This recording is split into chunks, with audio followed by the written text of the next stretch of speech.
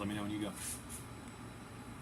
Alright, so welcome back to another episode. Today we are going to be focusing on not one, but two Williams power supply power board rebuilds. So this is the power board out of Taxi, which I believe is an 11B, which I have the power kit here.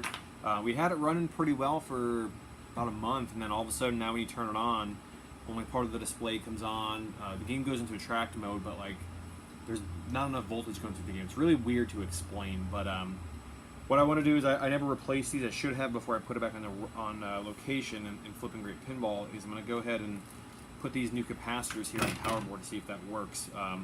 Here on the power board, there's some test points that you can look at.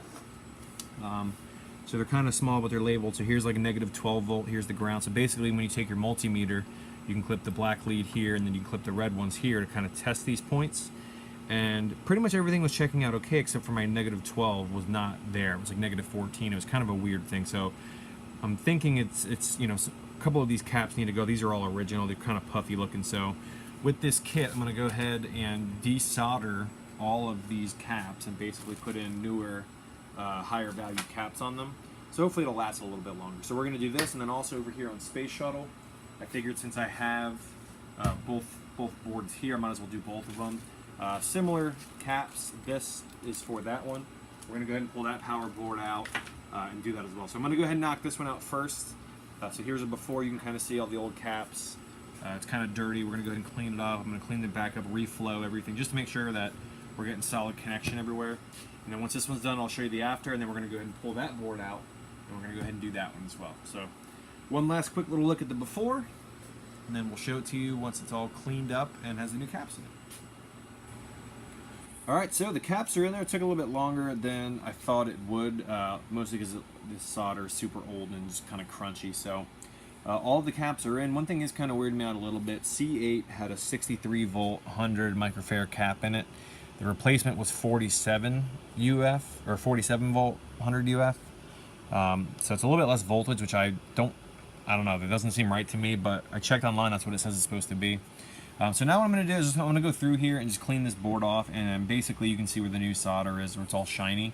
I'm going to go ahead and just reflow everything on here, just make sure that there's good flow through everything here. So once that's done, I'm going to jump over to Space Shuttle, but for now we got some old crunchy solder. We're going to go ahead and reflow all that and make it nice.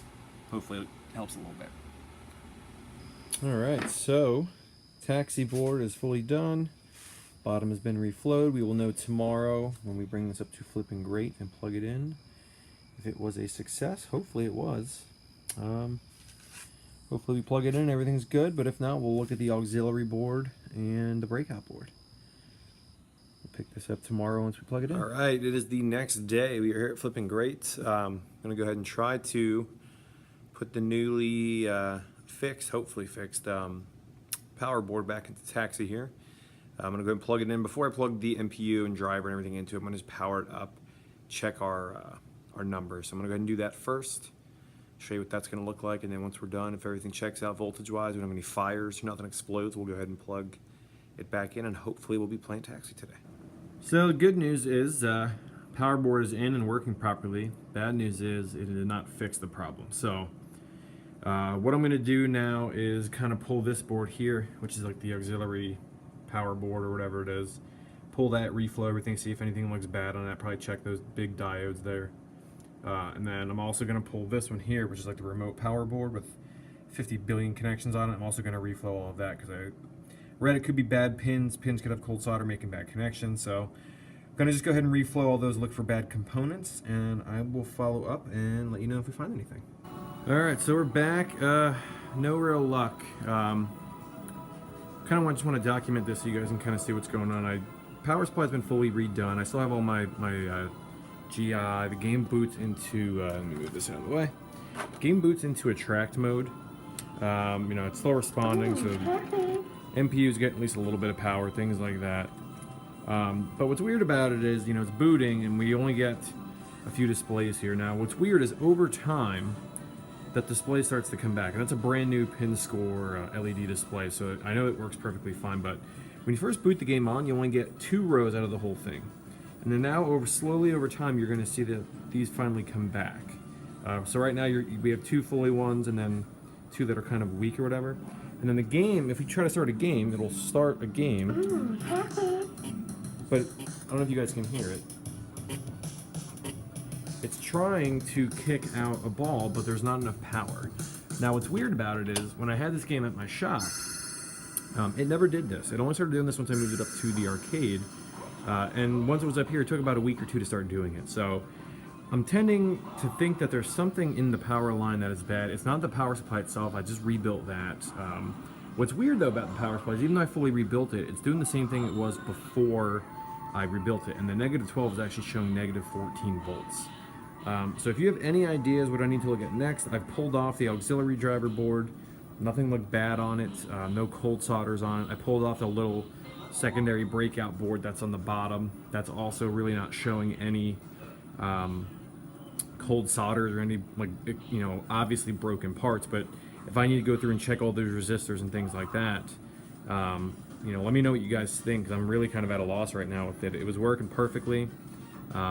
You know, we're slowly getting these displays back. It's almost like something has to warm up in order for it to work properly. So I've had it sitting on here for maybe 25 minutes, and it's gone from, you know, the 2 rows to pretty much 6 or I guess 8 now. You have two of the double rows there. But yeah, I'm not sure. I'm kind of lost with this right now. I don't really know what else to do. I'm not sure how to fix that negative 12 volt line.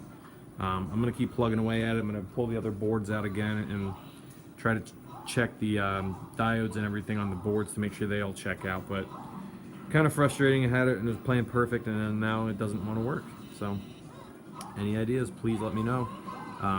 Thank you guys for tuning in. Sometimes you win. This time we haven't won yet. I'm not going to call it a total loss, because obviously we'll get it going again, but hopefully one of the villagers or someone who can take a look at this video can maybe look at what to, maybe tell me what to look at next. Thank you guys for watching.